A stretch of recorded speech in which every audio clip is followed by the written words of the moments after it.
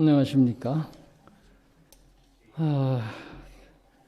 여러 가지 사정 때문에 함께 모이질 못했지만 영상으로 말씀을 드리게 돼서 감사합니다. 제가 좀 말씀드리고자 하는 것은 신의 은혜가 함께하는 때, 또 신의 은혜가 떠나는 때 좀 대비해서 말씀을 드리고자 합니다. 지금 세상이 많이 혼란과 문제들이 많이 있습니다.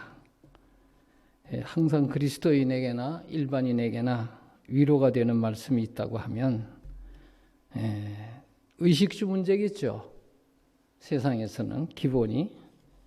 그래서 예수님이 12 제자나 이런 사람들에게 위로의 말씀 준 거 요한복음 14장 1절에서 3절의 말씀을 여러분들은 잘 기억하실 거예요. 하루빨리 우리가 예수님이 오셔서 데려가기를 아담 때부터 지금까지 기다려왔고, 또 기독교가 아니라 할지라도 모든 종교단체에서 다 새 세상을 다 그리워하고 살았습니다. 우리 믿음의 노독들이 보면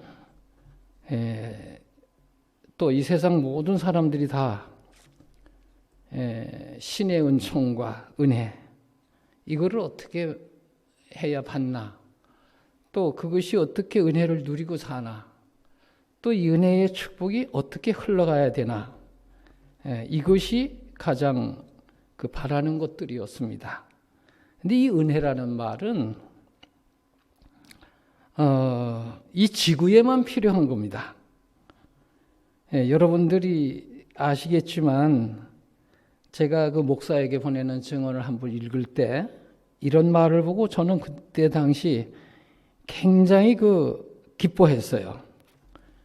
물론 하나님께서 죄 없는 천사들, 그분께 수종들고 그분 모든 명령에 순종하는 천사들을 사랑하는 게 사실이에요. 그러나 그분께서는 그들에게 은혜를 주시지 않는다 그랬어요.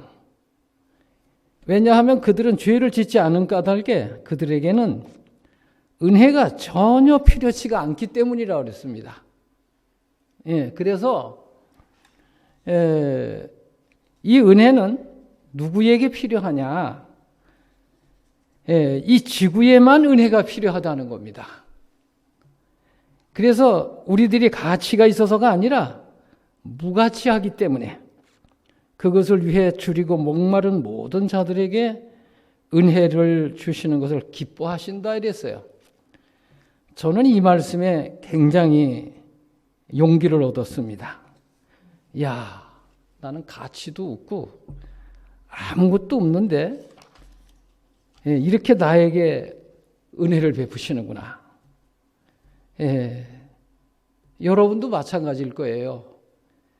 은혜를 받고 은혜가 내 마음에 있고 또 그 은혜를 나누어 주기 위해서 살 때 나도 행복하고 대하는 사람도 행복하고, 그게 이제 하나님께 영광이 되고 우리에게 은혜가 되고 사람들에게 축복이 되는 겁니다. 그래서 이 은혜를 왜 주실까? 제가 좀 생각을 해보니까 자비와 공의를 이루기 위해서 은혜를 주셨다 하는 것을 기도하다가 하나님께서 그런 판단력을 주시더라고요. 그러면 지금 이 영상을 보고 계시는 분들에게 창세기에 대해서 아마 다 읽어서 알 거예요. 1장 2절에 보면 땅이 혼돈하고 공허하며 흑암의 깊음 위에 있고 하나님의 신은 수면에 운행하시니라. 창세기를 왜 기록을 했을까? 와그너 존스가 그런 이야기를 했어요. 창조에게 나타나는 복음에 보면은 이 창세기를 기록한 것은 우리 사람의 재창조, 우리가 아무것도 아니고 마음이 혼돈하고 공허하고 흑암이 깊음 위에 있고, 그런데 하나님의 신은 우리 가까이 와서 주변에 운행하신다는 거예요. 그 말을 처음 들었을 때 저는 아주 굉장히 충격적으로 받았습니다. 지금도 사람들이 세상에 아무리 잘 살고 많이 배우고 못 배우고 잘나고 못나고 이런 걸 떠나서 사람들이 전부 혼돈돼 있어요. 혼돈돼 있어요. 그리고 공허해요. 그리고 흑암이 깊음 위에 있어요. 그런데도 불구하고 하나님께서는 수천 년 동안 이 마지막 시대까지 하나님의 신은 우리의 주위에서 우리 안에 들어와서 함께 재창조하시고 빛을 비추시고 거기에 함께 계셔서 동행해서 사시는 게 목적입니다. 그런데 미가 선지자가 이런 말을 했어요. 내가 여호와께 범죄하였으니 주께서 나를 위하여 심판하사 신원하시기까지는 그의 노를 당하려니와 주께서 나를 인도하사 광명에 이르게 하시리니 내가 그의 의를 보리로다. 주님이 중보하시고 신원하기까지는 내 행위, 노력, 수고 이 세상에 아무리 뭐를 하고 박사학위를 다 받고 해 살아도 내가 노를 당할 수밖에 없구나. 그러면 어떻게 해야 광명에 이르고 그의 의에 이를 수 있을까? 스가랴 선지자는 이렇게 말했습니다. 내가 다윗의 집과 예루살렘 거민에게 은총과 간구하는 심령을 부어주리니 그들이 그 찌른 바 그를 바라보고 그를 위하여 애통하기를 독자를 위하여 애통하듯 하며 그를 위하여 통곡하기를 장자를 위하여 통곡하듯 하리로다.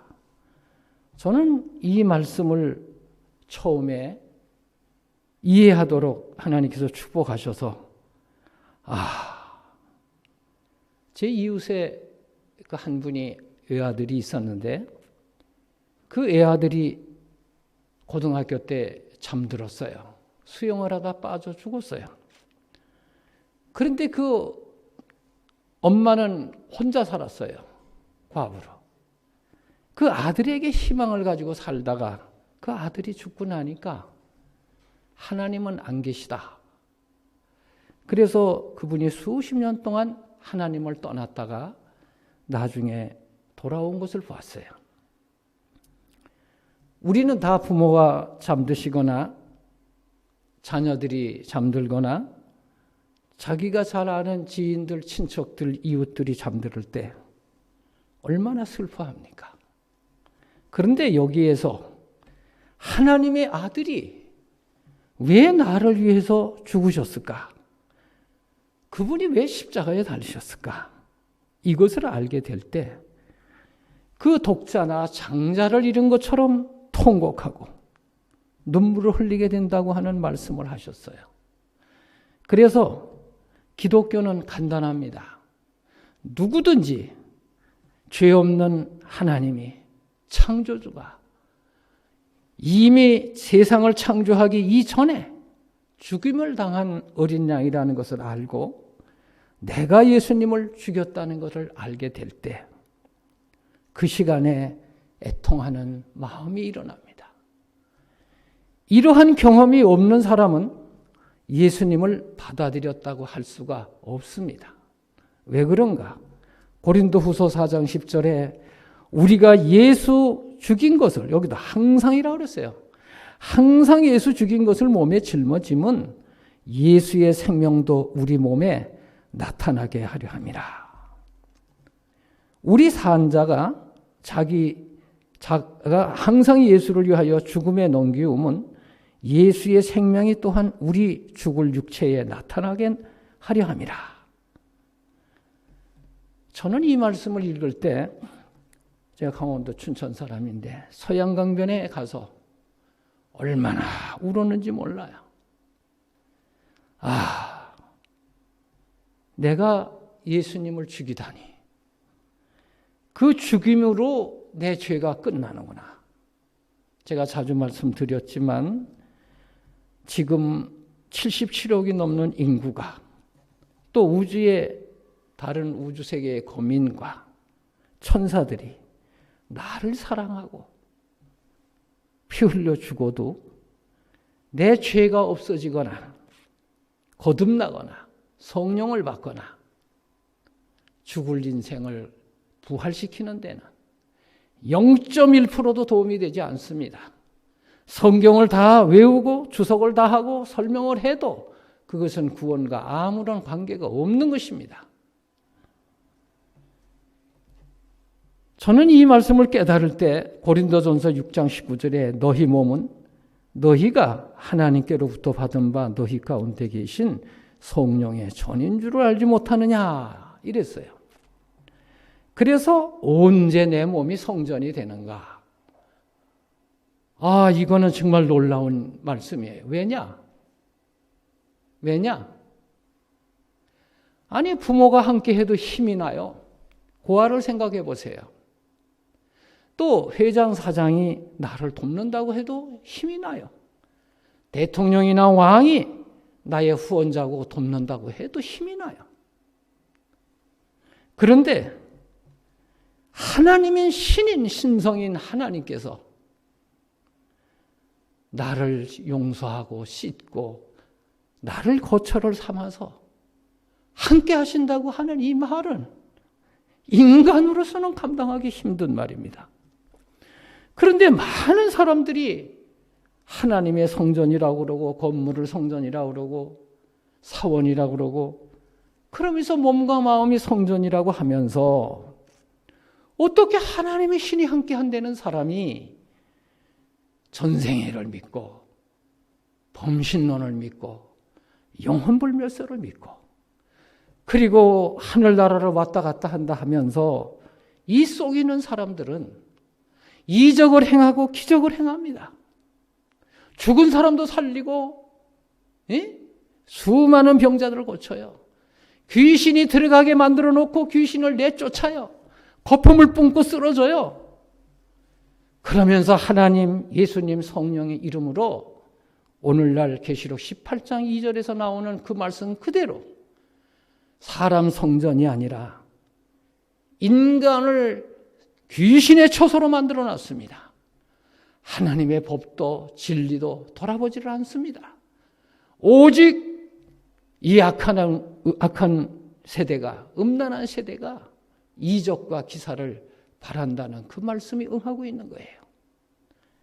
그래서 저는 이 성령의 전이 함께 하신다고 하면은 모든 사람들이 언약을 믿는 거예요. 아브라함에게 언약하고 이삭에게 언약하고 야곱에게 언약하고 그리고 구약의 모든 희생제도와 성소제도와 그 모든 제도가 꿈, 계시, 이상, 환상, 예언 이 모든 것이 다른 게 아니에요. 하나님의 신이 함께 하는 거예요. 그래서 그 언약을 믿은 사람이 용서를 받고 그 언약을 믿은 사람이 하나님의 의로 갖다 놓고 하나님의 법이 마음에 새겨지는 거예요. 그런데 어떻게 하나님을 믿고 거듭났다고 그러고 중생을 했다고 그러고 해탈을 했다고 하는 사람들이 도덕의 법칙이나 자연의 법칙이나 우주의 법칙은 아랑곳 없이 오직 이적과 기사에만 눈이 멀어가지고 대형 교회 그 수많은 신자들이 지금 뭐 하고 있습니까? 그들이 하나님을 떠나서 모든 죄악을 지어도 용서했으니 구원받는다고 하는 딴소리를 하고 있는 거예요. 저는 이 은혜와 축복이 하나님께서 이 언약의 믿음을 갖고 내 공로, 내 생각, 내 계획 0.1%도 들어가지 않고 하나님께서 언약하셨기 때문에 피를 흘리시고 죽으셨어요. 예수님의 죽음과 부활과 승천과 중보와 재림 이게 다예요. 그런데 뭐 교만이 있고 이기심이 있고 무슨 또 뭐 자아가 있고 뭐 헌신이 안 되고, 이거는 예수님을 믿은 게 아니에요. 받아들인 게 아닙니다. 머리로 지식적으로 하나님 아는 거예요. 예. 그래서 하나님의 이 성전은 우리가 예수 죽인 것을 인정할 때 그 시간에 성령이 임합니다. 지금 이 시간에 이 말씀을 믿으면 그 시간에 성령이 여러분들에게 임하는 거예요. 그러나 이제 이 은혜가 떠나기 전에 사단은 계속해서 사람들에게 혼란을 주기 위해서 뭐 이른 비니 늦은 비니 또 때가 언제니 뭐 7년 환란설이니 갖가지를 갖다 놓아요. 그거 주장하는 사람이 수없이 그동안 예언을 하고 안 맞고, 이게 뭐 하는 짓입니까? 이것은 하나님의 성령의 전이 아닙니다. 모든 예언도 모든 가르침이 다 이 십자가의 앞에서 정결케 되고 하나님이 함께 계시면 오늘 죽어도 구원이요 내일 죽어도 구원이에요. 그것을 죽을 때까지 짊어지고 다니는 거예요. 그 생각을 가지고 있는 사람을 요한계시록 14장 1절에서 어린 양의 이름이 새겨졌다고 그러는 거예요. 그 정결케 된 마음에 하나님의 법이 새겨져서 성령의 보증으로 함께한 사람을 아버지의 이름이 새겨졌다고 그러는 거예요. 그것을 다른 말로 하나님의 형상으로 회복했다고 하고 그렇게 믿는 거예요. 자, 세계적인 재난이 마태복음 24장 7절에 여러분들이 잘 알고 있을 거예요. 이 모든 것이 재난의 시작이라고 말합니다. 그런데 종교연합과 평화운동이 이제는 자연환경운동으로 이름을 바꿔서 하고 있어요. 그 세부적인 과거의 진행 과정은 제가 교재를 해놓은 게 있는데 여러분들이 필요하면 그걸 보내드릴 수 있어요. 일일이 시간상 이걸 다 열거는 하지 않습니다. 이제는 재난과 환란이 있기 때문에 평안하다 안전하다고 하는 지상복천련을 이제 모든 학자들과 종교 지도자들과 온 백성들이 이거를 환영하는 그런 입장이 됐습니다. 이제 약소민족의 흥기가 민족이 나라를 대적하여 일어나겠다고 그랬어요. 그 다음에 계속해서 민족들이 일어납니다. 이건 역시 마지막 시대의 징조로서 시작이 됐는데 1945년에 1차 대전, 2차 대전 이때 8월에 2차 대전 끝나고서 인도네시아가 독립한 후 모두 우리도 독립국가다, 타민족에게 예속되지 않는다고 부르짖어요. 과연 그 말이 스스로 강하다, 이를 지어다 한 말을 성취시킨 거예요. 사회의 타락과 부패에 대해서 디모데후서 3장 1절로 5절에 있는 말씀을 제가 일일이 열거하지 않겠습니다. 이대로 현실이 다 됐다는 것을 성경을 안 읽은 사람이라도, 불경을 안 읽은 사람이라도, 정감록이나 교감유록을 안 읽은 사람이라도, 또 그 외에 각 나라마다 경들이 다 있어요. 이미 우리의 선구자들이 이 도덕의 타락과 이 세상의 마지막에 대해서 다 이야기를 하고 있습니다. 과학자는 과학적으로 말하고 있어요. 자, 그러면 노아의 때와 같이 된다는 것도 여러분들이 다 잘 알고 있습니다. 4300년, 4400년 전에 홍수가 일어났을 때 어떻게 됐습니까? 그들의 생각이, 계획이 항상 악함을 보고, 악할 뿐임을 보시고 마음에 근심하시고 그랬어요. 가라사대 나의 창조한 사람을 내가 지면에서 쓸어버리되. 하나님께서 이 죄인을 왜 쓸어버릴 수밖에 없었을까?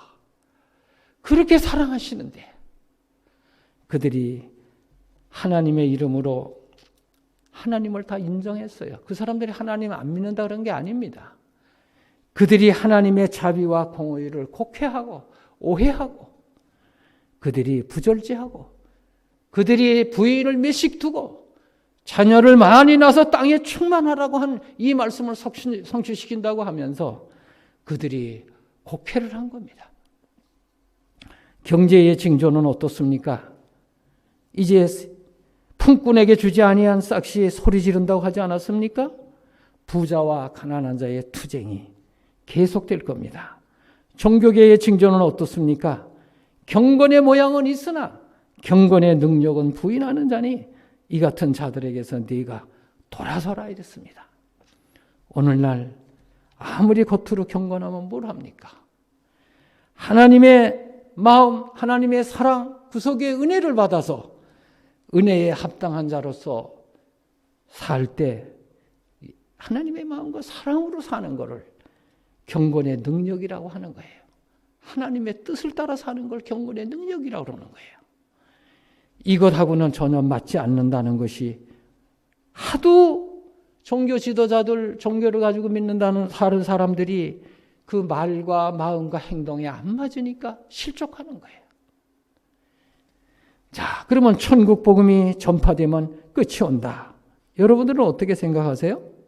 이미 성서공회가 영국에서부터 미국에서부터 우리 한국까지 지금 우리 한국이 전 세계에서 불경이고 성경이고 모든 종교 서적을 최고로 많이 인쇄해서 또 CD로 인터넷으로 인공위성을 통해서 온 세계에 다 그냥 공개되어 있어요. 물론 종교책뿐 아니라 모든 학문, 기술적인 면, 무기 만드는 거, 우리 한국이 남의 나라가 넘보지 못하도록 세상적으로는 얼마나 최신 무기가 많이 발달되어 있는지 몰라요. 저도 유튜브에 어저께 한 번씩 보면 깜짝깜짝 놀랄 정도예요. 여러분들, 그러면 우리가 무장을 하고 무기를 가지고 미국이나 러시아나 중국이나 한국이나 온 세계의 선진국이라고 하는 나라들이 그 무력의 힘을 가지고 평화하고 통일이 되고 그것이 우리를 거듭나게 하고 우리가 하늘나라 가서 살게 하는데 도움이 되는 겁니까? 엘렌 G 화이트 그가 살아있을 때 살생의 무기를 기독교 국가에서 해가지고 온 세계를 위협으로 몰고 가고 아마겟돈 전쟁의 정신으로 몰고 간다는 말을 했습니다. 자, 그러면 우리가 어떻게 해야 되겠습니까? 이런 상황에서. 시대에 이 사건이 일어날 때마다 교회증언 6권 408쪽이나 시대의 소망 109페이지나 이런 데 보면은 여러 곳에 이미 우리는 종말기에 살고 있고 하나님의 신은 떠나가고 있다고 그랬어요. 자, 하나님의 신이 함께 해야 되는데 부분적으로 떠나고 있다고 그랬어요. 그러면 이게 이제 점점 더 신의 은혜가 떠나갈까요? 아니면은 더 은혜가 임할까요? 하나님의 구속의 사랑을 받아들이는 사람들에게는 더 은혜를 많이 받습니다. 그러나 이것을 무시하고 멸시하고 은혜를 아무리 베풀어도 그것을 무시하는 사람에게는 어쩔 도리가 없어요. 그래서 자비의 천사는 떠나간다고 그랬습니다. 그 떠나간 징조와 사건에 뭐라고 그랬냐면은 큰 지진이 일어난다고 그랬어요. 그러면 어떤 나라에 큰 지진이 나니까 그 하나님의 신의 은혜가 다 떠났어. 이렇게 말하는 목사들도 있고 종교 지도자들도 있습니다. 또 국민과 국민 간의 감정이 좋지 않은 사람들은 자기네 나라를 속국으로 하고 지배했던 나라들에게 어떤 천재이변이나 어려움이 오면 그 나라는 망해야 돼. 이런 사고방식을 가지고 있는 사람도 많습니다. 그러나 분명히 은혜가 떠나는 징조와 사건은 사실입니다. 이 누가복음 21장 11절에는 처처에 큰 지진과 이랬어요. 다른 데는 그냥 지진이라고 그랬고 여기는 큰 지진이라고 그랬어요. 여러분들이 뉴스나 매스컴을 통해서 또 유튜브나 이런 데 보면은 온 세계가 하루에 2점 이하의 지진은 수십만 번이 납니다. 한 10년, 15년, 20년 전만 해도 5만 번 났어요. 태평양 연안에. 이제 3도 이상 나는 지진이 얼마나 많이 일어나고 있습니까? 자, 그러면 1890년대에 엘렌 화이트가 이런 말을 했어요. 인간의 생명들이 수백만 명씩 희생될 것이다. 얼만큼요? 수백만 명씩. 예. 자, 그래서 우리가 이 도시와 시골에서 이런 사건들이 계속 일어나는데 어떻게 해야 되겠습니까? 또 화산과 지진도 얼마나 이 성경과 증언에 나와 있습니까? 그 다음에 이 놀라운 현상들은 그리스도의 재림과 세상의 종말 직전에 세상의 신속한 멸망의 징조로서 차츰 더 빈번히 그리고 무섭게 될 것이다 이랬어요. 예, 절대로 지진수가 줄어들지 않습니다. 전염병이 줄어들지 않습니다. 해일이나 허리케인이나 예? 1기의 이상으로 오는 재난이 멈춰지지 않습니다. 그러므로 이제 지각은 숨겨져 있는 폭발로 산산조각이 나겠다고 하는 말씀을 했어요. 자, 그러면 학자들은 어떻게 하겠어요? 학술적으로 모든 것을 재난이 일어나는 것을 발표를 합니다. 그런데 여기 목사들에게 보내는 증언에 뭐라 그랬냐면 잠깐 동안 우리가 딱딱한 땅 위에 서 있을지라도 다음 순간 우리가 밟는 땅 밑바닥의 위치가 바뀔 그런 때가 지금 다가오고 있다. 전혀 기대할 수 없었던 곳곳에서 지진이 발생할 것이다. 옛날에는 우리도 지진 안 난다 이랬어요. 그런데 그런 곳에 지진이 일어나겠다는 겁니다. 그 다음에 하천과 호수와 바다, 여기에 아우성 치는 소리가 굉장합니다. 예, 여기에 뭐라 그랬냐면은 저희 경계를 벗어나 지나간 자취마다 큰 파괴를 남길 것이다. 그것들은 넓은 바다 위를 표류하던 선박들을 적재한 무거운 화물과 승객들을 아울러 삼켜버릴 것이며 그들은 돌이킬 시간도 없이 서둘러 영원 속으로 빠질 것이다 이랬어요. 이제 세상은 이러한 환경 가운데 우리가 들어가고 있어요. 그래서 이 홍수 이후로 물하고 화산, 지진 이런 것이 피할 길이 없는 거예요. 그래서 폭풍, 지진, 해오리 바람, 화재 그리고 전쟁은 처체에서 황폐를 더해갈 것이며 사람들의 마음은 두려움과 지상에 닥쳐올 사건들을 두려워하며 안정감을 잃을 것이다 이랬어요. 자, 이제는 사람들이 안정감을 잃을 수밖에 없습니다. 어떻게 해야 되겠습니까? 공기도 오염이 되고 있어요. 여기에 뭐라 그랬느냐면은 암흑의 권세들이 이게 오염돼서 독기를 발산하므로 싱싱한 야채의 생명력을 손상시킬 뿐만 아니라 사람도 온역으로 고통을 받는다. 이 온역이 전염병이죠. 그래서 싱싱한 야채도 이게 공기가 오염이 돼가지고 이제는 깨끗한 걸 먹을 수가 없다는 겁니다. 자, 그러면 지금까지 기독교인들이 말하기를 계시록 7장에 보면 사방에 바람을 붙잡고 계신다고 그랬다. 맞는 말이죠. 그런데 이제 먹을 것도 생활할 것도 다 어려우면 어떻게 되겠어요? 지상에서 마지막으로 하는 것이 공해를 해결하는 환경운동이라는 것입니다. 그 타이틀을 내걸고 온 세계가 이렇게라도 해서 살아야 되겠다 하고 운동을 벌리는 거예요. 종교, 과학, 학자들 그리고 온 나라가 국민들이 그리고 유엔기구, 국제기구를 통해서 이제 미국과 러시아와 중국과 유럽의 나라들이 앞장섭니다. 우리 한국도 앞장설 것입니다. 그런데 문제는 왜 이런 재난이 일어나느냐? 이사야 24장 1절에 확실하게 답을 주고 있어요. 땅을 공허하게 하시고 황무하게 하시고 뒤집어 엎으시고 그 거민을 흩으시겠다고 그랬어요. 저는 이 재난에 대한 거 이런 거 읽을 때마다 재난이 없이 환난이 없이 그냥 이렇게 잘 편안하게 있다가 그렇게 하다가 예수님 오시면 그렇게 자비를 베푸시면 안 되나? 그렇게 사랑하시는 하나님께서 왜 신의 은혜를 거두실 수밖에 없고 백성들이 이렇게 죽어야 되나? 고통을 겪어야 되나? 그런 생각을 많이 해봤습니다. 그런데 결국에는 백성들이 하나님의 영원한 언약과 법을 거역하고 하늘의 뜻을 거역한 것이 결국 그 값이 심은 대로 거둔 게 재난으로밖에 받을 수밖에 없구나. 그것이 오히려 사랑이구나.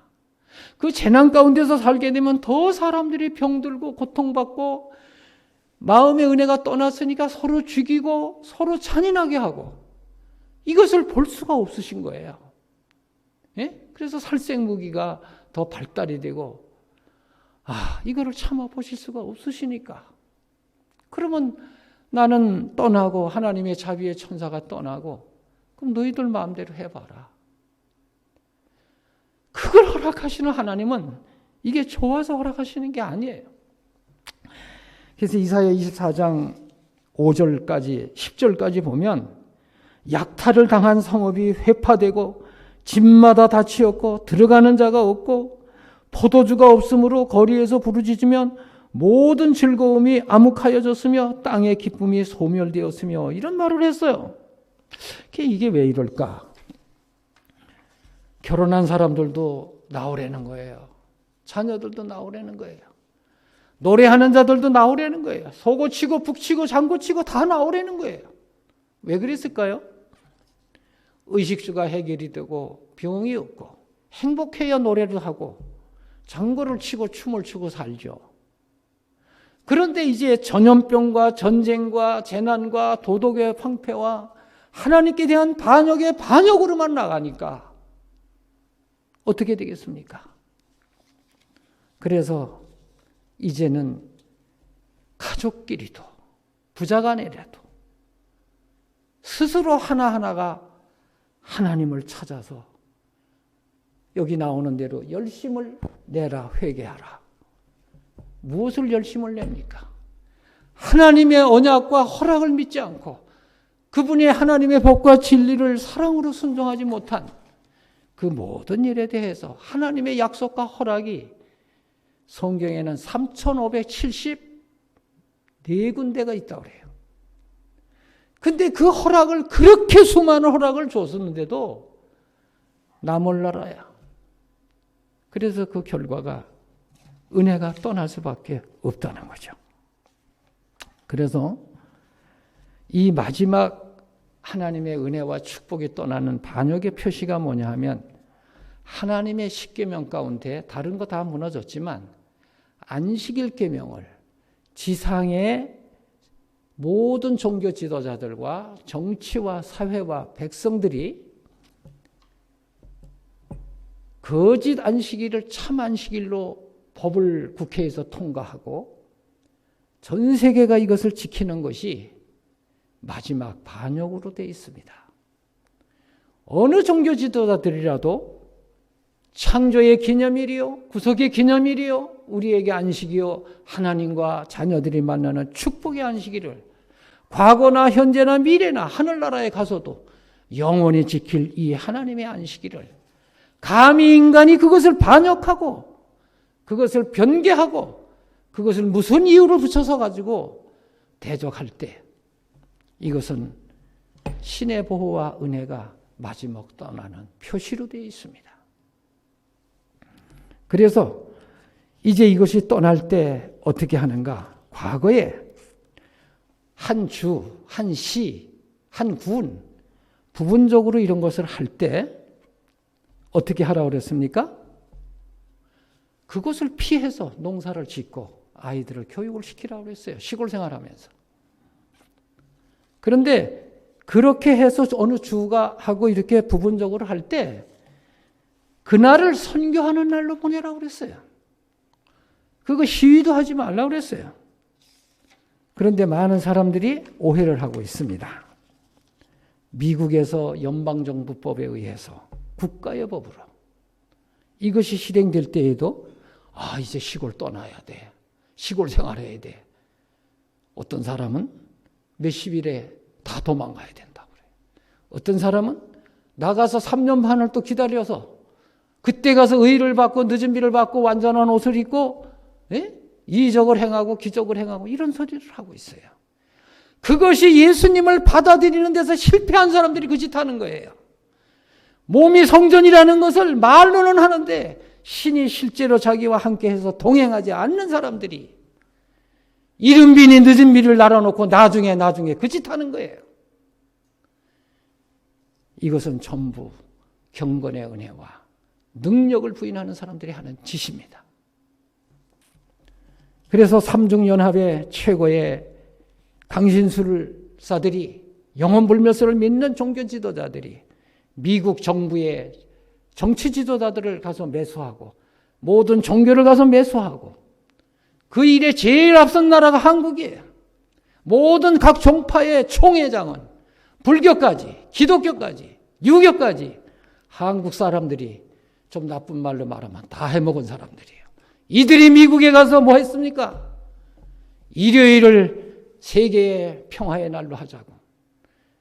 국회에 그 한 교회의 대통령들이 역사의 대통령들이 몇 사람씩 참석하고 하는 데 가서 전부 들쑤셔 놓은 거예요.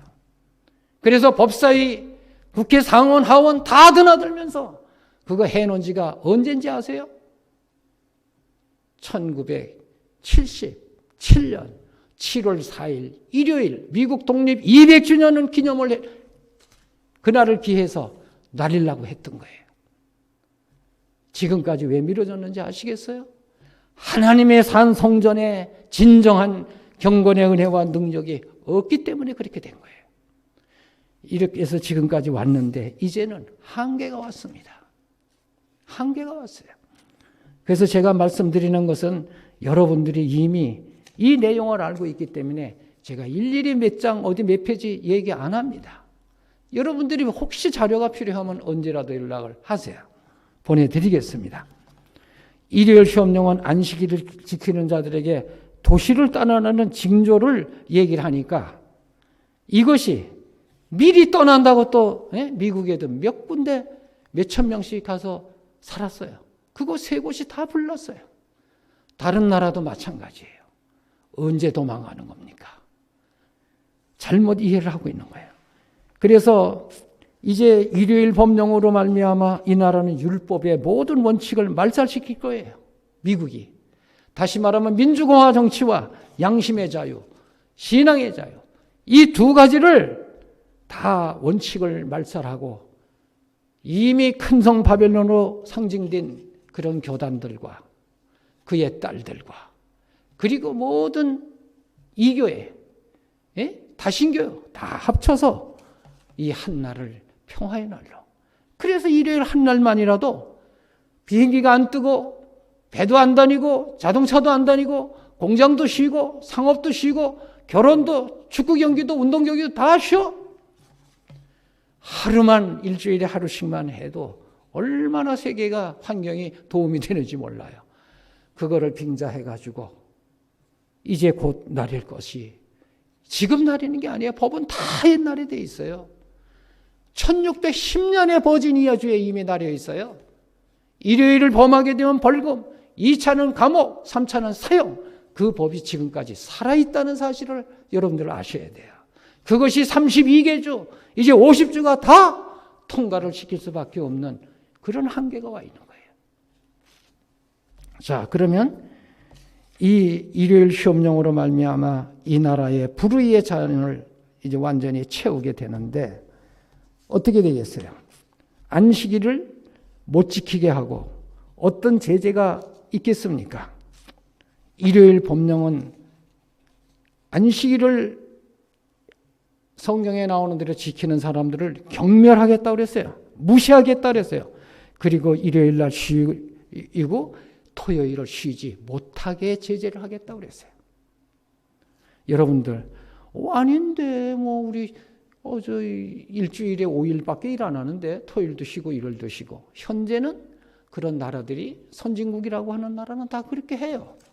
그렇지만 아닙니다. 이제 일주일에 하루만 쉬게 하고 다른 날을 안식일로 지키는 사람을 지키지 못하게 할 날이 온다고 화이자매가 두 군데 말씀을 했어요. 자, 그러면 이제 안식일을 무시하라는 명령이 곧 발해지게 될 터인데, 선고가, 사형 선고가 이미 옛날에 정해져 있는 거지만 그것들이 민중에게 그냥 넘어갑니다. 민중에게. 다시 말하면 우리가 쉽게 이해한다면 인민재판하는 거예요. 그냥 국민들에게 뭐 1심, 2심, 3심 그런 거 없어요. 그냥 바로 그 동네에서 이 사람 이거 안 따르네. 이래서 재난이 심해진다고. 이게 우리 국민들이 이게 병이 안 낫는다고. 하늘의 뜻을 거역했다고. 지목을 해요. 그래서 이 모든 재판을 민중재판으로 넘어가는 것이 예언이 되어 있습니다. 그 다음에 그러면 온 세상이 다 어떻게 됩니까? 전부 다 어떻게 된다고 그랬어요? 이 백성들이 거짓 것을 지키고 이 생활의 방도가 다 끊기게 된다고 그랬어요. 자, 그러면 이제 기독교인들이나 재림 신자들이 흔히 하는 말이, 그러면 복음 사업은 언제 끝이 납니까? 이래요. 언제 끝이 나냐고. 세계에 아직 복음 안 들어간 나라도 많고 그런데요. 아닙니다. 복음 다 들어가 있어요. 또 어느 한 교파가 자기들이 가리키는 것만이 가서 해야만 추수가 된다고 하는 사고방식을 가지고 있어요. 어느 교파나 마찬가지예요. 아닙니다. 왜 그런가? 짧은 환란기가 있는데 이게 일요일 효명이 나고 대적하는 일이 나면 음식과 의복의 결핍으로 타협을 합니다. 생계방도가 끊어져요. 그런데 사실은 그거를 안 받는 사람이나 그걸 받고 경제의 혜택을 받는 사람이나 잠시 지나는 그 고통 기간은 다 받아요. 그런데 이 마음과 정신이 은혜에 푹 젖어서 은혜 받을 때 은혜를 받지 못한 사람은 그냥 거기에 타협을 하는 겁니다. 자, 그러면 이 복음 사업이 얼만큼 빨리 끝나는가 한번 볼까요? 칠지양이 나리기 전에 짧은 환란이라는 말을 많이 씁니다.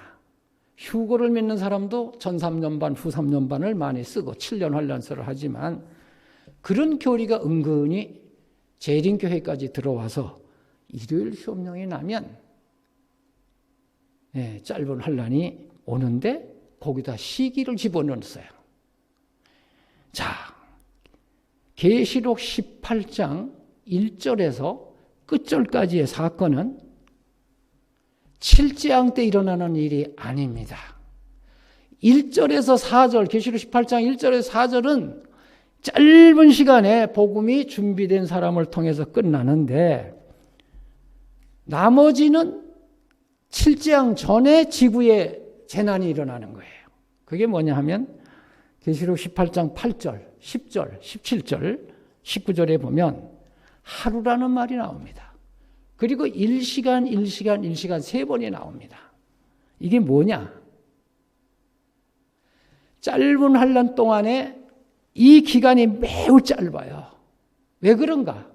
모든 만물의 각 나라가 무역을 해가지고 지금 과일서부터 먹는 것서부터 뭐 고기서부터 곡류, 채소 다 들어오죠.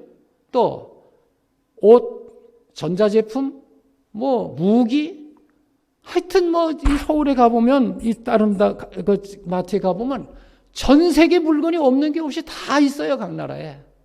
예? 그것이 계시록 18장에 다 나와 있어요. 그런데 거기에 영혼을 사고 판다는 말이 나옵니다. 전부 종교 이름으로 신의 이름으로 영혼을 사고 팔고 있는 거예요. 그래서 이 기간이 왜 짧아지느냐 하면 내 백성아 거기서 나오라고 하는 마지막 진리 자체의 기치를 높이 쳐들 때 이 나오는 일이 끝나는데 화이자매가 이 말에 대해서 기간에 대해서 딱 두 군데 말한 게 있어요.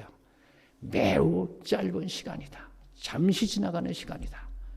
그래서 제가 원어를 이렇게 잘 모르는 원어를 찾아보니까 아주 짧은 시간이에요. 근데 이거를 갖다가 10달이니 1년이니 그걸 또 칠지안가 혼돈을 해가지고 아닙니다. 매우 짧습니다. 그러면 복음사업이 마지막 기회를 주어줘야 되지 않겠어요? 많은 세상에 명망이 있는 사람들, 그리고 세상에서 존경을 받던 사람들, 그런데 기회를 갖지 못한 사람, 또 일반 평민이지만 아직도 기회를 갖지 못한 사람들, 그게 교회증언 9권 97쪽에 그렇게 나와 있는 거예요. 잠시 동안 그들에게 전해진다고. 그러면 이거를 1844년 여름운동에서 가을운동이 그 두세 달밖에 안 되는데 그렇게 전해졌어요. 그와 유사하다고 해서 꼭 기간이 그렇게 된다고 제가 단정적으로 말씀드리는 거 아닙니다. 저는 계시록 18장을 볼 때 진짜 한두 달밖에 안 되겠구나 하는 것을 이해하게 됐어요. 그러면 그때가 언제냐? 로마서 9장 28절에 그가 그 일을 완수하시고 의 가운데서 속히 이루시리니 이는 주께서 땅 위에서 그 일을 속히 행하실 것임이라 이랬어요. 에스겔 1장 14절에 번개의 속도가 나옵니다. 이거를 교회증언 5권에서 뭐라 그랬냐면 번개의 속력으로 산 피조물들 가운데 나가는 밝은 빛은 최후로 이 사업의 완성될 속도를 표상한다. 저는 깜짝 놀랐어요. 어떻게 이게 여기서 우르릉 쾅 하고 천둥번개가 치고 번쩍번쩍해. 그럼 또 이게 저쪽으로 가가지고 우르릉 가는 시간이 걸려. 그런데 여러분들 다 아시겠지만 하박국 2장 11절에 보면은 담에서 돌이 부르짖고 집에서 들보가 응답하리라고 그랬어요. 여러분들이 가지고 있는 핸드폰, 여러분이 집에 있는 인터넷, 여러분들의 모든 정보 매체가 인공위성을 통해서 전 세계에 번개의 속력보다도 더 빨리 지금 모든 면에 다 드러내고 있어요. 다 알려주고 있어요. 한 나라에 한 사람만 바로 서도 충분합니다. 1차 대전, 2차 대전 때 진리를 인해서 전쟁을 거절하던 유럽의 모든 신자들이 장로교, 감리교, 침례교, 또 재림교, 또 재림교의 개혁운동 신자들이 법정에 섰어요. 순간에 유럽에 다 퍼졌어요. 다 알게 됐어요. 그런 예를 제가 들어서 말하려면 오늘 하루 종일에도 끝이 안 나요. 여러분들이요, 우리가 이 사업이 하루에 증거되고 결정하는 기회를 갖지 못한 사람에게 한두 달도 많은 겁니다. 자, 우리의 세상에서 큰 변화가 순식간에 일어날 것이며 최후의 운동은 속히 일어나게 될 것이다. 이렇게 교회증언 9권의 10쪽에 그렇게 말을 했습니다. 그래서 저는 이 운동에 대해서 걱정을 하지를 않습니다. 왜냐? 주님께서는 사람들에게 비상시에 특별한 진리를 주시겠다고 말씀을 하셨고, 흑암의 권세들이 지하로부터 만물을 격동시킬 때에 하늘의 율법을 높이기 위해서 산 대리자들을 비상시국에 대처하도록 위로부터 능력을 보내시겠다 그랬어요. 하나도 걱정할 거 없어요. 오늘 산성전으로 살고 계시면 성령이 함께한 사람들에게 그 비상시국에 다 대처할 수 있도록 허락하십니다. 그러면 영혼의 추서가 끝나면 재림의 시간에 대해서 구체적으로 뭐가 남습니까? 이제 7재앙이 남죠. 그러면은 이 7재앙을 우리가 이해를 하려면은 애굽의 10가지 재앙을 연구하면 답이 나옵니다. 피재앙이 며칠간 나려냐 하면 일주일이에요. 지팽이를 들어서 나일강 하수를 치니까 피재앙이 됐어요. 두 번째 재앙이 개구리 재앙인데 지팡이로 물 위에 그냥 내밀었는데 개구리 재앙이 1일이에요. 이 재앙이 1일, 파리 재앙이 1일. 제가 좀 빨리 넘어가는데요. 그 다음에 파리 재앙 다음에 전염병, 온역이 하루 왔어요. 자, 지금 코로나 때문에 전염병이 지금 얼마나 오랜 기간을 끌고 있습니까? 근데 이제 학자들이 나와서 뭐라 그래요? 우리 결핵 환자가 옛날에 없었고 그냥 이렇게 있는 것처럼 이 코로나를 우리 사람이 죽을 때까지 이거는 같이 가야 되는 병이라고 그렇게 발표를 하더라고요. 자, 애굽에 하루 동안 전염병이 확 퍼져가지고 갔어요. 그 다음에 종기 독종이 하루입니다. 재를 뿌리라고 그래서 재를 뿌렸더니 그게 독종으로 종기가 났어요. 7번째 우박재앙이 하루 떨어졌어요. 지금 우박이 각 나라에 얼마나 많이 떨어집니까? 우박이 이제 점점 굵어져요. 근데 보통 굵은 게 아니에요. 이게 애굽에 내렸던 이 우박재앙이 하루에 쏟아졌지만 많은 가축들하고 사람이 맞아서 죽었다고 돼 있어요. 성경에는. 그 다음에 메뚜기 재앙이 하루날이었습니다. 메뚜기 재앙 지금도 엄청 많잖아요. 엄청 먹어서 이때 그냥 파랗게 된 건 다 먹었다고 그랬어요. 성경에 보니까. 그 다음에 흑암 재앙이 사흘 동안 캄캄했어요. 하나님 백성들이 있는 곳에는 빛이 어떻게 됐다고요? 거기는 비쳤어요. 여러분들 캄캄한 날 하루만 지나보세요. 전기불 없이 하루만, 보일러 없이 하루만 지나보세요. 3일간 캄캄한 재앙이 보이질 않았어요. 그 다음에 장자, 첫 짐승 다 죽었습니다. 이때 장자와 첫 짐승이 죽을 때 하나님 백성들은 7일 동안 절기를 지켰습니다.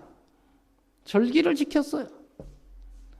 그래서 이 날을 7일에서 14일간을 보는데 이걸 다 합치면 21일에서 28일밖에 안 나옵니다.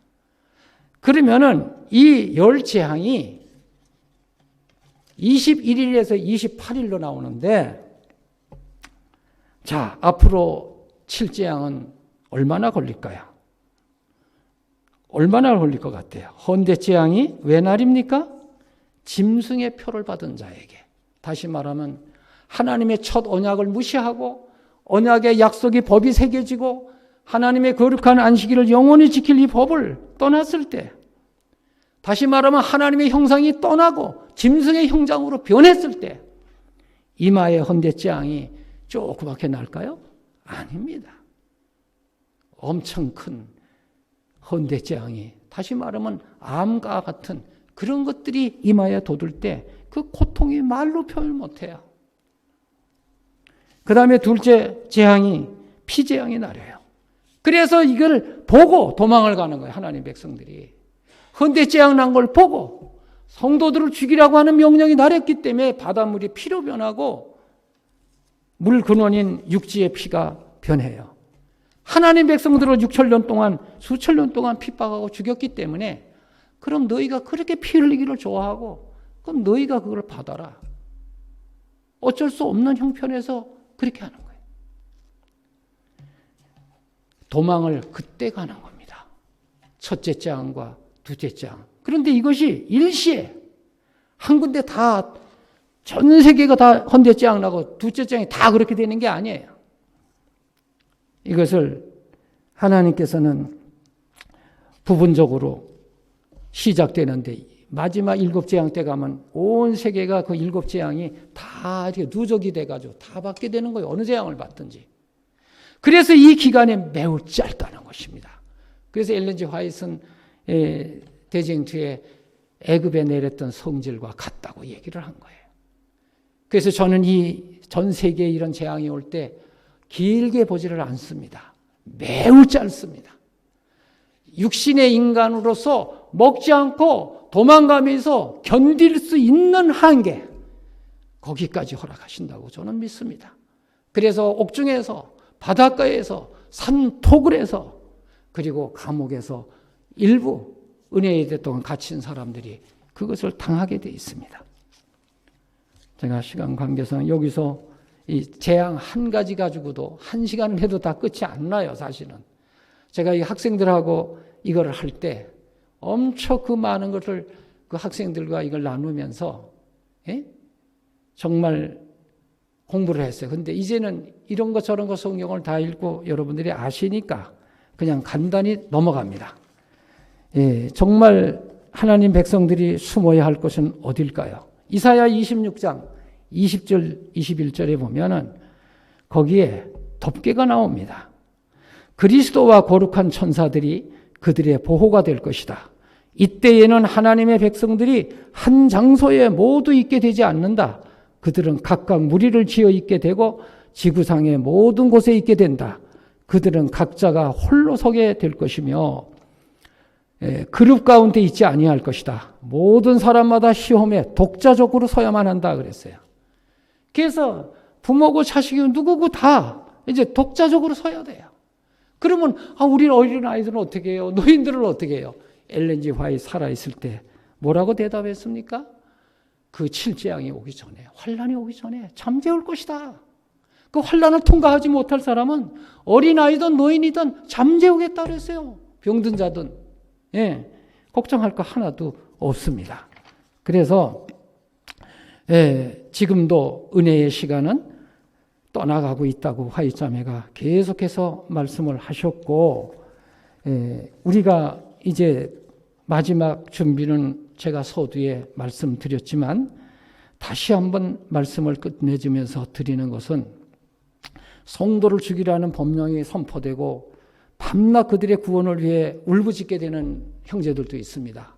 그런데 이 7재앙 동안에 태연자역하게 갔다고 하는 말이 있어요. 그것은 은혜의 때 동안 모든 은혜를 받고 은혜를 베푸시는 것은 죄악에서 떠나라는 거예요. 죄악을 용서받을 뿐 아니라 죄악을 짓는 것에서 떠나는 거예요. 그것이 내일이나 모레가 아니라는 거예요.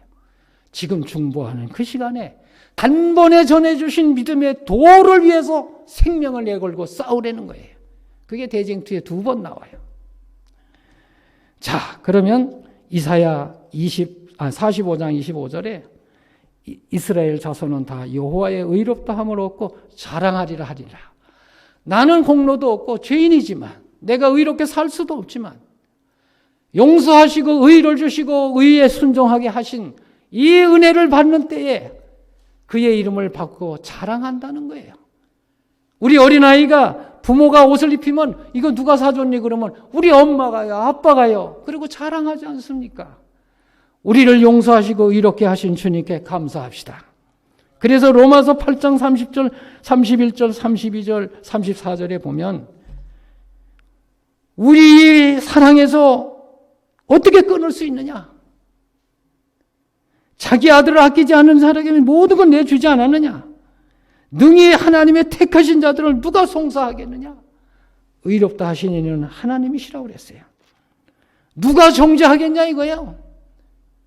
근데 사단은 너 그 전에 이런 죄 졌잖아. 너 이렇게 했잖아. 그것을 다 용서하시고 받으시는 우리 주님께서 대제사장으로 지금 신원하시고 그 은혜를 우리에게 주시기를 기뻐하십니다. 그래서 앞으로는 천사들처럼 우주의 거민처럼 은혜를 안 받아도, 성령이 떠나도, 천사가 떠나도 스스로 하나님의 의의 영원한 자비와 공의의 생애를 우주의 거민처럼 살게 되는 겁니다. 그것이 바로 예수님께서 구속의 사랑과 계획을 세우는 겁니다. 이 같은 은혜가 여러분들에게, 여러분들 가정에게, 온 세계 국민들에게 증거되고 핑계치 못할 현실에서 그 은혜를 지금 용납하시기 바랍니다. 그리하시면 주께서 지금 당장 임재하십니다. 이것이 은혜를 베푸시는 때에 우리에게 주는 마지막 기별입니다. 감사합니다.